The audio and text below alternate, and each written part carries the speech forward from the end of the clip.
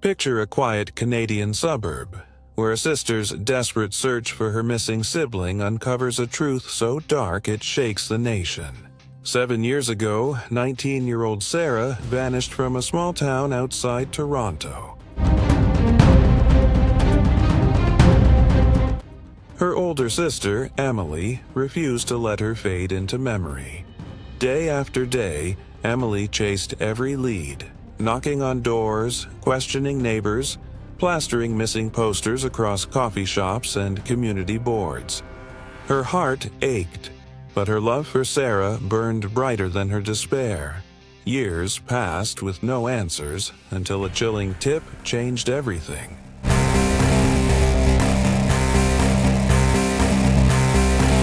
Emily sat across from a detective, her voice trembling but firm.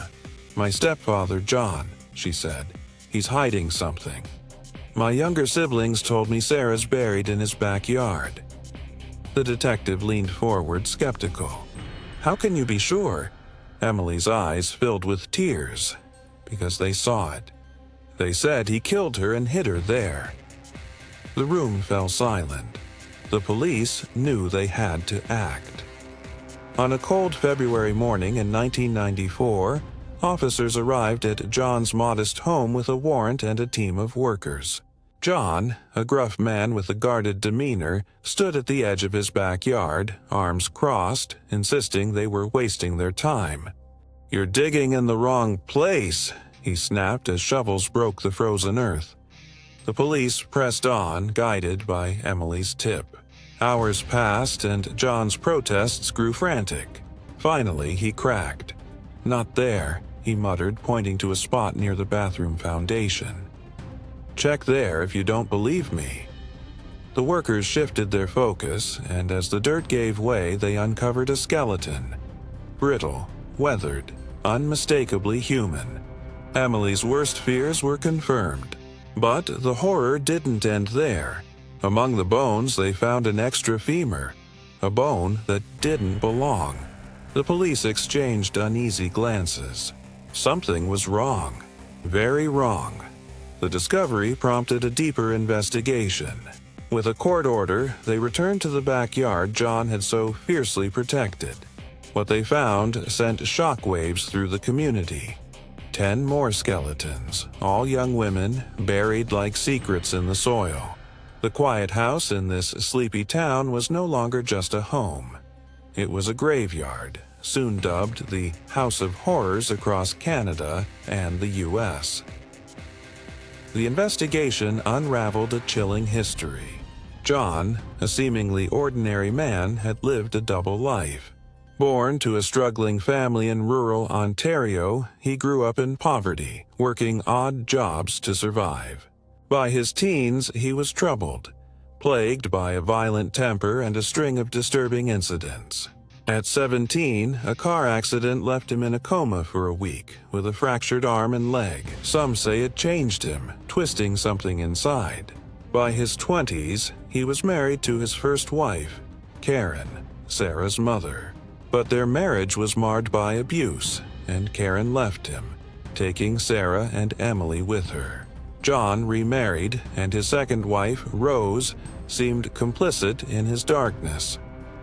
As police pieced together the puzzle, a horrifying pattern emerged. The victims, all young women, had crossed paths with John. Some were tenants, others hitchhikers, one even a family friend. Each had been lured to the house, subjected to unspeakable acts, and silenced forever. Sarah, John's stepdaughter, had uncovered his secrets. To protect his twisted world, he killed her and buried her near the bathroom, thinking no one would look there. The skeletons told grim stories. One victim, a pregnant woman, had been brutally dismembered. Another, a 15-year-old runaway, was found with missing fingers and toes, evidence of prolonged torment. John's own daughter, Lisa, later revealed he'd abused her for years, threatening to bury her like the others if she spoke. Fear had kept her silent, but Emily's courage gave her the strength to come forward. John's trial gripped North America. He confessed to some murders but denied others, claiming Rose was the mastermind. Rose, however, played innocent, acting as if she barely knew him. The evidence was overwhelming.